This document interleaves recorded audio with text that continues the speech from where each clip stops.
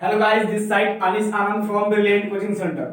आज का जो हम लोग का लेक्चर स्टार्ट करने जा रहे हैं वो हम लोग का लेक्चर क्या है? ग्रेविटेशन क्लास, जो क्लास 9 का हम लोग पढ़ा रहे थे। क्या चल रहा था हम लोग को जी? ग्रेविटेशन क्लास 9 लेक्चर 4 का आज डिस्कस करने जा रहा हूँ। ऐसे तो सारा चीज मैंने पढ़ा ही दिया था, जो बच रहा था थोड़ा सा आर्किमिडीज का प्रिंसिपल बच रहा था, और आर्किमिडीज का जो इसमें रिलेटिव जो होता है ना, वो एप्लीकेशंस होती है, वो आज देखेंगे आज की क्लास में। और फिर देखेंगे रिलेटिव डेंसिटी के बारे में। चलिए, चैप्टर का मेन बात ये है कि थोड़ा लॉन्ग क्वेश्चन आएगा और अच्छा मजेदार क्वेश्चन है। इसको हम आराम से इसको क्या करेंगे, हम बारी बारी से तीनों को देख लेंगे और समझ भी लेंगे। चलिए तो आज हम डिस्कस करते हैं क्या आर्किमिडीज प्रिंसिपल के बारे में। आर्किमिडीज प्रिंसिपल क्या होती है तो ध्यान से समझिएगा। आर्किमिडीज प्रिंसिपल आपको समझने में बहुत सारा स्टूडेंट को कहना होता है कि सर क्लास से पढ़ते हैं तो हमको समझ में नहीं आता है। तो ऐसा कुछ नहीं, यहाँ पे पढ़ाने का तुम बस 5 मिनट तुम आराम से ध्यान एक जगह केंद्रित करके तुम 5 मिनट 10 मिनट ध्यान दे देना है। आपको पूरा का पूरा तुम क्लियर, डाउट क्लियर। अगर ना हुआ क्लियर फिर आपको कमेंट में क्लियर बोलिए कि हाँ सर नहीं हुआ क्लियर, ठीक है? तो आप यहाँ पे क्लियर करिएगा और मैं दावे के साथ करवाऊंगा आपका क्लियर, क्योंकि कुछ अलग देने जा रहा हूँ। जो बुक में पढ़ाया गया है, दिया गया है, जो कोई भी बताते हैं उससे कुछ अलग हट के लॉजिक दिया है हमने। लॉजिक के रूप में समझाएंगे आपको, तो आप पूरा पूरा आपको समझ में आएगा। तो चलिए मेरे साथ बने रहिएगा शुरू से लेकर लास्ट तक। जो वीडियो को वॉच कर रहे हो, लाइक नहीं किए अभी तक तो मेरे वीडियो को लाइक कर दीजिए और अपने दोस्तों के पास शेयर कर दीजिए, ताकि वो भी और इस मतलब ये पढ़ाई का माध्यम का और वो फायदा उठा सके। चलिए स्टार्ट करते हैं, देखते हैं हम लोग आर्किमिडीज प्रिंसिपल क्या होता है। देखिए, When a body is immersed, बात को तुम ध्यान से समझिए, क्या हम बोल रहे हैं और क्या आपको समझनी है, ठीक है? When a body is immersed fully या partially, fully या partially, fully या partially, देखिए fully या partially in a fluid, it experiences an upward force that is equal to the weight of fluid displayed it। अब आपको समझनी है, ये हम पहले बहुत सारा स्टूडेंट क्या करते हैं, ये रटने के फिल्म रहती है, ये एग्जाम में आएगा ना सर इसको रट लेंगे हम। पगला रटोगे तो तुम मतलब कहीं भी तुम आगे तुम अभी रट लिए, ठीक है? रटना कोई आम बात नहीं है। यहाँ तुमको लग रहा है 2 लाइन का है, कॉपी में तुमको 4 या 5 लाइन चल ही जाएगा, रट लोगे। यहाँ तो रट लोगे, लेकिन आगे एग्जाम में जब आओगे ना तो आएगा तो तुम भूल जाओगे, नहीं लिख पाओगे, हम पक्का बोल रहे हैं। आप समझ जाओगे ना, इसका मेन प्रिंसिपल समझ, इसका मतलब सिद्धांत समझ गया ना, कैसे कैसे कैसे मतलब कंस्ट्रक्शन किए हैं, कैसे बनाया है इसको, और इसके सारी चीज समझ जाएंगे ना, ये अपने आप आपको याद हो जाएगा। याद करना नहीं, फिक्स पढ़ रहे हैं ना, साइंस याद नहीं करना। देख लीजिए करना क्या है आपको, समझिए। इसमें आर्किमिडीज का मतलब क्या होता है, आर्किमिडीज प्रिंसिपल में कहना क्या है, कहना वो क्या, कहना क्या चाहते हैं, वो कहना क्या चाहते हैं वो देखेंगे, उसके बाद हम इस पे आएंगे। कहना चाहते हैं वो कि एक ऑब्जेक्ट है, क्या है, ध्यान समझिएगा, कुछ नहीं है, आराम से ध्यान से समझिए आप।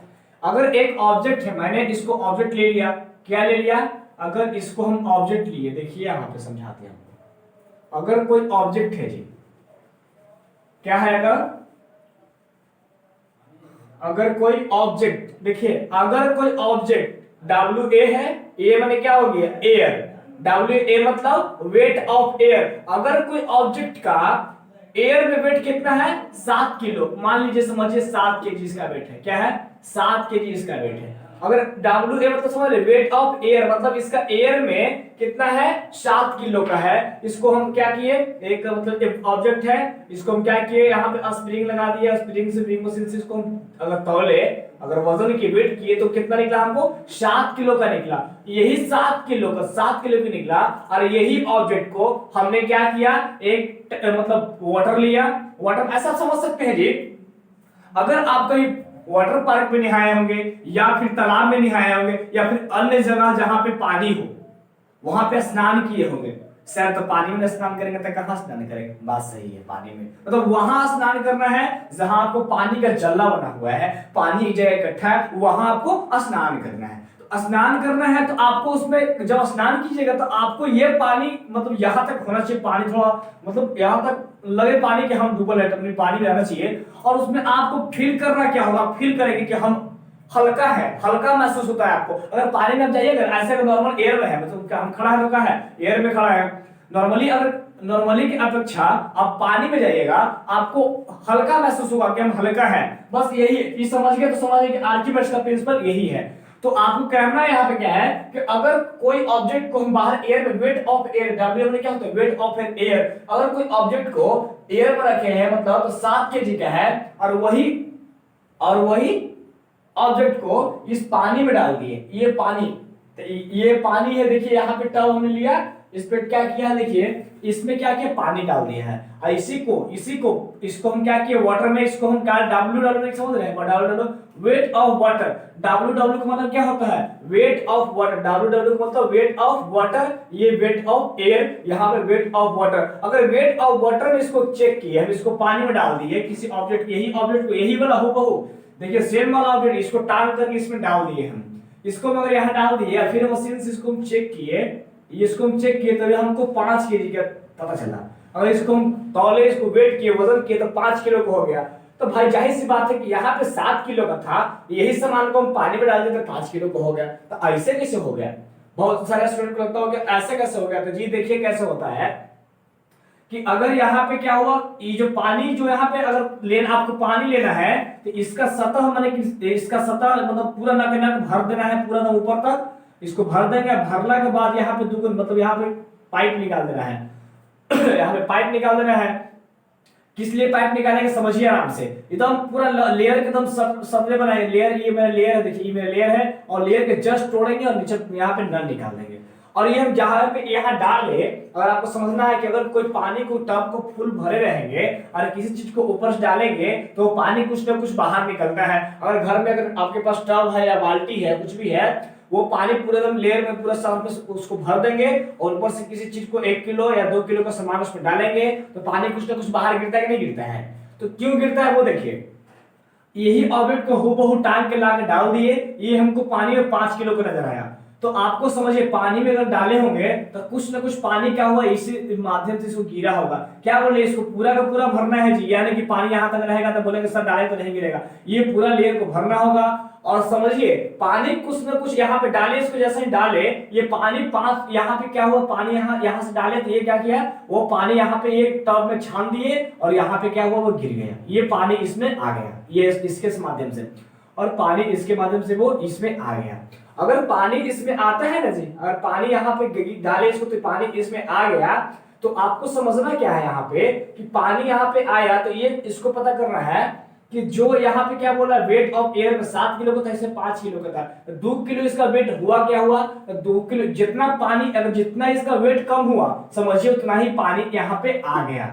क्यों पानी आ गया, ये इसको बोलते हैं एफपी। एफपी माने कहता है क्या होता है, बायोट फोर्स। अगर जिसके जो स्टूडेंट बायोट फोर्स के बारे में ना पढ़े हैं तो उससे प्लीज एक छोटा सा रिक्वेस्ट, इसलिए मैं हर बार बोलते आ रहा हूं कि पहले लेक्चर 1, लेक्चर 2, लेक्चर 3 और उसके बाद लेक्चर 4 डिस्कस किए ताकि आपको समझ में आ जाए। अगर डायरेक्ट इसको लेक्चर 4 वॉच कीजिएगा ना तो आपको थोड़ा समझ में आएगा सर बायोट फोर्स क्या होता है। तो मैंने लेक्चर 3 में डिस्कस कर दिया था कि बायोट फोर्स क्या होती है, और वो आप समझ जाइएगा तो ये आपको समझ में आ जाएगा, आराम से आ जाएगा, कोई दिक्कत नहीं है। ये क्या होता है, किसी भी चीज को अगर डालेंगे ना तो ये ऊपर से नीचे से क्या होता है, फोर्स लगाता है। पानी में आप अगर जाइएगा तो नीचे से पानी में क्या होता है, फोर्स लगता है, इसी को बोलते हैं बायोट फोर्स। अगर बायोट फोर्स ऊपर से लगा रहा है, वो पानी में क्या हो रहा है, ऊपर से जितना भी देखिए पूरा क्या कर रहा है, यहाँ पे आपको बोल रहे हैं फुली या पार्शियली, मतलब पूरा का पूरा या फिर आधा पानी में क्या हुआ, इमर्ज, मतलब पानी में अंदर गया है।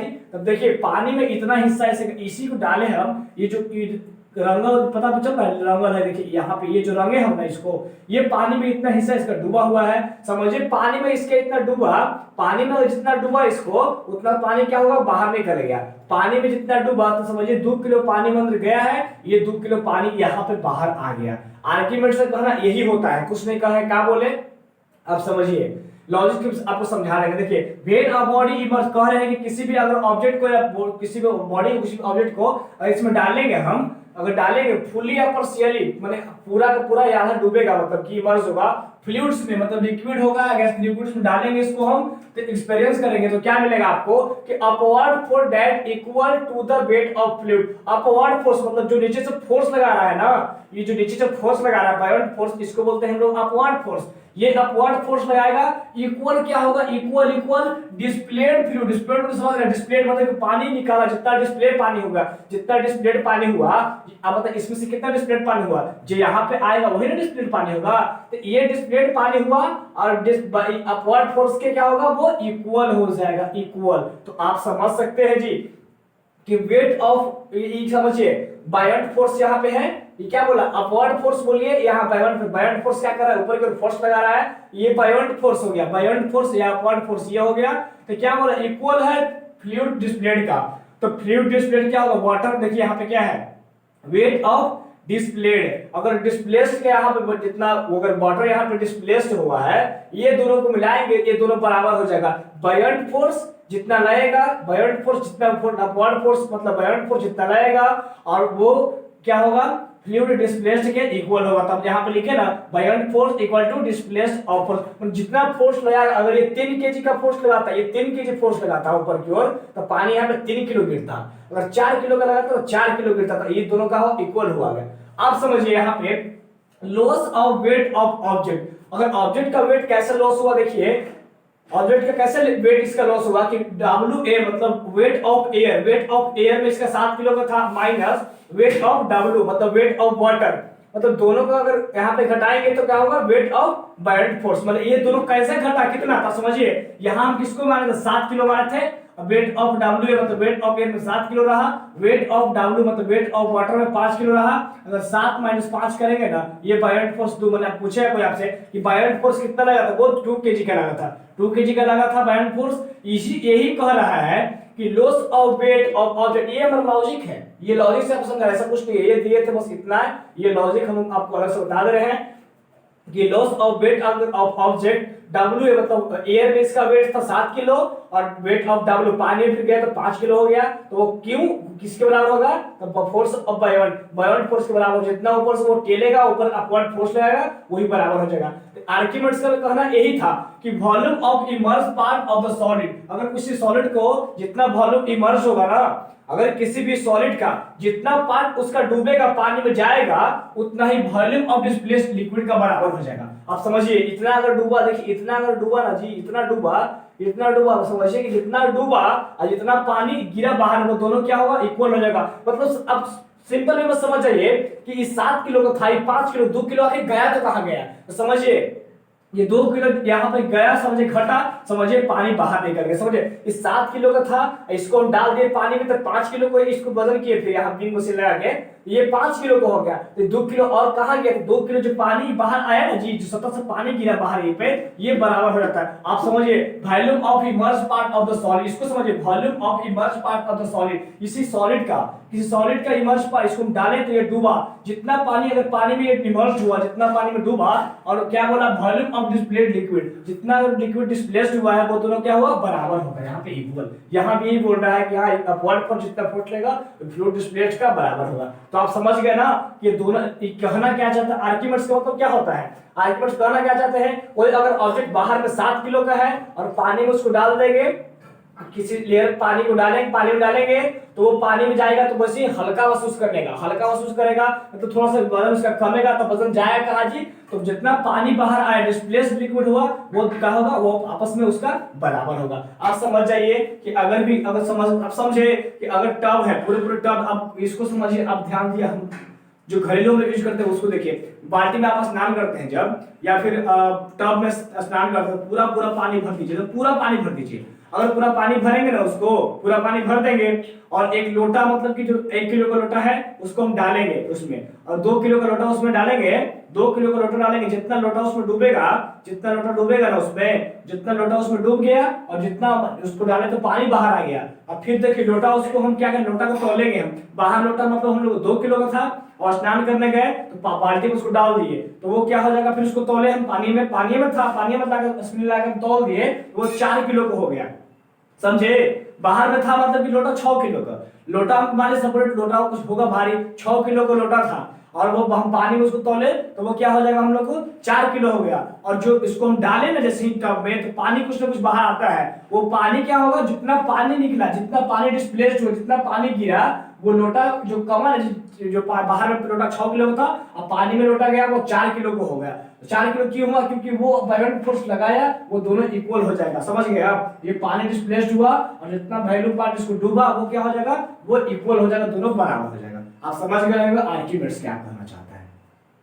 आप समझिए आर्किमिडीज प्रिंसिपल है मेनी एप्लीकेशन, आर्किमिडीज के मतलब की सहायता से कुछ एप्लीकेशन बनाए जाते हैं, वो देखिए कैसे, it is used in designing ship ship को डिजाइनिंग करने में शिप कितना बनाया, कैसे बनाया कि वो पानी में तैर सकता है, चल सकता है, तो पानी में डूब नहीं जाएगा जी। इसी से लेकर आर्किमिडीज के ही प्रिंसिपल से उस शिप को डिजाइनिंग किया जाता है। और तो और सबमरीन्स को भी इसको बनाया, सबमरीन्स को भी इसी के मतलब प्रिंसिपल से बनाया जाता है, उसको डिजाइन किया जाता है। और तो और इसको क्या बोल रहा है, लैक्टोमीटर को भी इसी से प्रिंसिपल में चलता है। Lactometer which are used to determine the purity of sample of milk का प्योरिटी मापने के लिए, मिल्क में कितना पानी है, कितना ओरिजिनल मिल्क है, वो लैक्टोमीटर से मापा जाता है।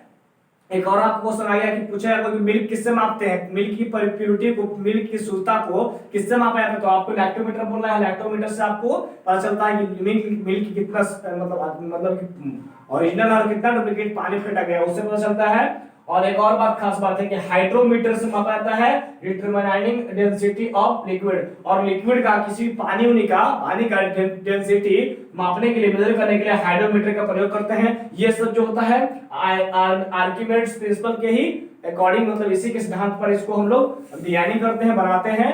और अब तो और समझिए, एक बात आ रहा था, समझ गया आप लोग आर्किमिडीज क्या कह रहे हैं, आर्किमिडीज का प्रिंसिपल समझ गए हम, कुछ खास नहीं है, बस तब आपको समझना था कितना था। और लास्ट बात है रिलेटिव डेंसिटी ऑफ सब्सटेंस, ये आपको समझना है, लास्ट टॉपिक है रिलेटिव डेंसिटी ऑफ सब्सटेंस। कहने का मतलब हो गया कि डेंसिटी में जितना घना, आपसे पूछेंगे कि आप बरियार हैं, उससे दुगना बरियार है, तो आप पूछेंगे किससे, सही बात है, अगर आपसे पतला रहेगा तो उससे 5 गुना बरियार रहेगा, अगर दोनों से मोटा रहेगा तो थोड़ा सा कमजोर रहेगा, अगर उससे थोड़ा सा मोटा रहेगा तो 3 गुना बरियार रहेगा। तो पूछे ना किससे, तो ये बोल रहा है क्या, तो इसमें कर रहा है क्या ना कि एक सब्सटेंस कुछ लेना है। रिलेटिव डेंसिटी ऑफ सब्सटेंस में कहने का मतलब एक सब्सटेंस कुछ भी रहेगा, जैसे मैंने हो गया टीना, स्टीबियम, टीन, कांच, सीसा, जो भी लेना आप ले लीजिए, लेकिन एक सब्सटेंस इसमें नेसेसरी है वाटर का होना बहुत जरूरी है। तुलना किससे करना है, तो वाटर से करना है। अगर आपसे बोलेंगे कि सोना जो है ना, सोना बालू से बहुत घना है, बालू से घना है, तो वो गलत हो जाएगा आपको। ये एकदम कंफर्म है आपको, वाटर बोलेंगे ना पानी से सोना इतना घना है, इतना डेंसिटी उसका ज्यादा है, बोलेंगे सोना पानी से इतना डेंसिटी उसका कम है, इतना ज्यादा है। पूछेंगे कांच का, ग्लास का, पानी से इतना ज्यादा डेंसिटी है, कम है, मतलब एक वो पानी होना नेसेसरी है तो होना है, मतलब पानी को लेना नेसेसरी है वो सब्सटेंस, अरे वो कुछ और हम ले लेंगे। आप समझिए क्या बोल रहे हैं यहाँ पे, गोल्ड का रिलेटिव डेंसिटी 1.5 है, आपको समझा रहे हैं। किस पूछेगा आपसे कि गोल्ड का रिलेटिव डेंसिटी 1.5, आपको समझाने के लिए बता, ऐसा होता नहीं है, समझा रहे हैं आपको कि गोल्ड का रिलेटिव डेंसिटी 1.5 है। कहने का मतलब क्या हुआ कि पानी से, किससे आपको बोलना जी कि एक सब्सटेंस पानी लेना बहुत नेसेसरी है, ये आप पूछ लीजिए, समझ लिए हम, तो बोले पानी से 1.5 गुना घना है, मतलब डेंसिटी माने क्या होता है, घना है, मतलब 1.5 गुना पानी से डेंसिटी है। और ये Fe मतलब क्या होगा, फेरन, लोहा वाला, ये लोहा पूछेंगे, लोहा रिलेटिव डेंसिटी लोहा का क्या है, ये पानी से 5 गुना घना है, 5 गुना घना है। तो बताते हैं आपको रिलेटिव डेंसिटी निकालना होगा, तो आपको क्या करना है, relative density of any substance, अगर आपको कोई भी सब्सटेंस का रिलेटिव डेंसिटी निकालना है तो अब क्या होना चाहिए कि डेंसिटी ऑफ सब्सटेंस, जो सब्सटेंस का पूछेगा उसको हम ऊपर रखेंगे। पूछेगा, देखिए इसका फार्मूला क्या है, relative density of any substance, अगर किसी भी सब्सटेंस का रिलेटिव डेंसिटी निकालना है तो ऊपर में जो पूछेगा, बोलेंगे सोना के तो सोना को ऊपर रखेंगे, बोलेंगे चांदी के तो चांदी ऊपर रखेंगे, लेकिन नीचे क्या होना चाहिए, डेंसिटी ऑफ वाटर नेसेसरी है होना, डेंसिटी ऑफ वाटर को नीचे रखना नेसेसरी है। तो आपको पूछेंगे सर ऊपर तो दिया है, निकाल लेंगे, ठीक है, लेकिन डेंसिटी ऑफ वाटर क्या, आप समझाइए हमको, तो वाटर कहां से लाएंगे उसका डेंसिटी, तो आपको समझना है कि रिलेटिव डेंसिटी अगर आपको सीजीएस में पूछेगा, रिलेटिव डेंसिटी ऑफ वाटर मतलब किस ऊपर जो में दे रहेगा वो हम पुट कर देंगे। अगर रिलेटिव डेंसिटी ऑफ सीजीएस में होता है 1 ग्राम पर सेंटीमीटर क्यूब, ये होता है 1 ग्राम पर सेंटीमीटर क्यूब होता है सीजीएस में, और ऐसा यूनिट पूछेंगे तो 10 के पावर क्यूब केजी पर मीटर क्यूब, या इसको बोल सकते हैं हम लोग 1000 भी बोल सकते हैं जी, 1000 केजी पर मीटर क्यूब। 10 की पावर 3 है, 10 की पावर 3 इसको तीखा लिखेंगे ना, तो क्या होगा 10 की पावर क्यूब केजी पर मीटर क्यूब। आपको जो भी दे रहेगा, मतलब आपको दे दिया वैल्यू की सोना के माने के, आपको समझना है, या आप समझिए कि आपसे पूछेगा, अगर आपसे पूछ लेता है, मगर समझिए कि अगर किसी ऑब्जेक्ट का क्या है, पूछेगा अगर किसी ऑब्जेक्ट का, क्या बोला हमने कि अगर किसी ऑब्जेक्ट का 1300 केजी पर मीटर क्यूब है डेंसिटी, पूछेगा कि अगर किसी का 1300 kg पर मीटर क्यूब है, तो आपको क्या बोलेगा कि रिलेटिव डेंसिटी ऑफ सब्सटेंस निकालना होगा। रिलेटिव डेंसिटी ऑफ सब्सटेंस उसको निकालना है। कैसे निकालेंगे? किसी ऑब्जेक्ट का 1300 kg मीटर पर क्यूब है तो निकालना है, तो कैसे निकालेंगे आप समझिए। यहां समझाते हैं आपको, देखिए क्या है। देखिए, अगर किसी ऑब्जेक्ट का 1300 केजी मीटर पर मीटर क्यूब है, केजी पर मीटर क्यूब है, तो पूछेगा आपसे कि इसका रिलेटिव डेंसिटी क्या होगा। तो आपको क्या करना है, यहाँ पे दिया है, आपको देखिए समझिए कि अगर किसी ऑब्जेक्ट का 1300 केजी पर मीटर क्यूब है, तो आपको क्या बोला हमने कि जो बोलेगा, जो पूछेगा, मान लिया हम इसको सपोर्टेड मान लेते हैं, ये कांच का दिया है, मान लिया कि ये कांच का दिया है, ग्लास का है, समझिए यहाँ पे ये मान लिया क्या है, कांच का दिया है, ये कांच का मतलब ये कांच का है, देखिए कांच का मतलब ग्लास का है, सपोर्टेड मान ले, ऐसा होता नहीं है, मान लीजिए इसको, मान लेते हैं, समझे, इसको मानिए, समझिए इसको क्या कह रहा है, देखिए ग्लास है, क्या है, ग्लास। अगर किसी का बोलेगा कि अगर कांच का मतलब ग्लास का 1300 केजी पर मीटर क्यूब है, तो इसका पूछेगा कि रिलेटिव डेंसिटी क्या होगा, तो आप कैसे निकालेंगे? आपको क्या बोला कि जो पूछेगा उसको ऊपर रखेंगे,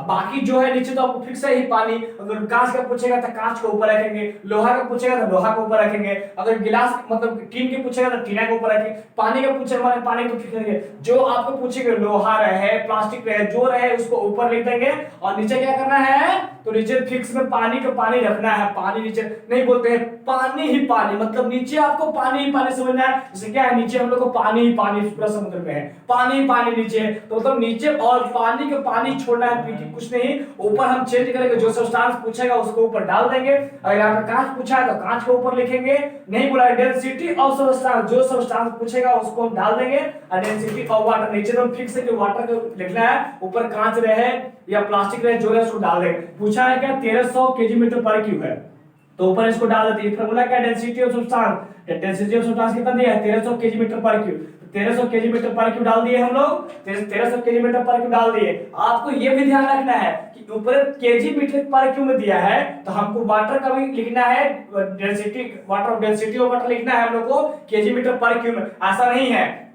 ऐसा नहीं है कि यहाँ पे दिया है 1300 केजी मीटर पर क्यूब, आप डाल देंगे, नीचे पानी का कितना होता है, सीजीएस में होता है 1 ग्राम पर सेंटीमीटर क्यूब, डाल देंगे ग्राम वाला तो काटे में दिक्कत होगा, तो जो यूनिट में दिया रहेगा वो यूनिट आपको पुट कर देना है। तो 2 यूनिट आपको मैं बता दिया हूं, सीजीएस में होता है ग्राम सेंटीमीटर पर क्यूब देगा, तो ये 1 ग्राम सेंटीमीटर पर क्यूब आप पुट करेंगे। अगर आपको केजी मीटर पर क्यूब देगा तो केजी पर मीटर में भी आपको दे दिया है मैंने वैल्यू, दो जो आपको कहेगा जो वैल्यू पुट कर देना है, ठीक है।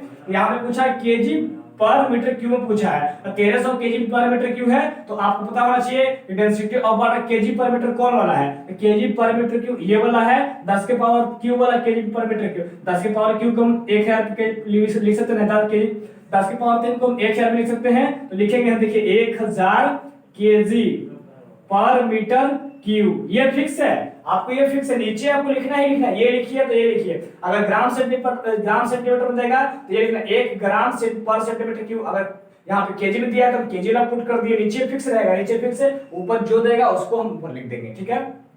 तो ये केजी मीटर क्यूब से केजी मीटर क्यूब चल गया, इसको हम 2 0 से 2 0 काटेंगे, इसको गया, और इसको पूरा काटेंगे तो आंसर मेरा आ जाएगा 1.3। और पूछे सर यहाँ पे न्यूटन, यहाँ पे यूनिट कुछ ना कुछ लगाएंगे ना, यहाँ पे केजी मीटर पर क्यूब, यहाँ पे यूनिट क्या हुआ, तो आप देखिए रिलेटिव डेंसिटी का नो यूनिट ऐसा यूनिट होता है, इसका ऐसा यूनिट ना होता है, इसको ऐसा यूनिट ना होता है, जो आंसर आएगा वही मेरा आंसर हो जाएगा। 1.3 काट के आ गया, यही मेरा 1.3 आंसर होगा। आपसे अगर पूछ देता यहाँ पे किसी ऑब्जेक्ट का, मतलब अब यहाँ पे कांच दे दिया, अगर पूछता आपसे कि लोहा का 1500 केजी पर मीटर क्यूब है, तो यहाँ 1500 केजी पर केजी मीटर लिख देते हैं, ये हूबहू नीचे का नीचे रह जाता है, इसको काट देते हैं। अगर पूछ देता है कि अगर किसी ऑब्जेक्ट का 1600 ग्राम से पर सेंटीमीटर क्यूब है, तो 1600 ग्राम सेंटीमीटर पर क्यूब थे, इसको ग्राम सेंटीमीटर 1 ग्राम सेंटीमीटर पर मीटर यहाँ पे डालेंगे। ग्राम में पूछे तो ग्राम वाला डाल देंगे नीचे वाटर, और केजी वाला पूछेगा तो केजी वाला डाल देंगे, इसे काट के आंसर निकाल देंगे। यही मेरा था रिलेटिव डेंसिटी ऑफ वाटर। मतलब कहने का मतलब हो गया कि किसी भी अगर कंपेयर करना है तो पानी से ही कंपेयर करना है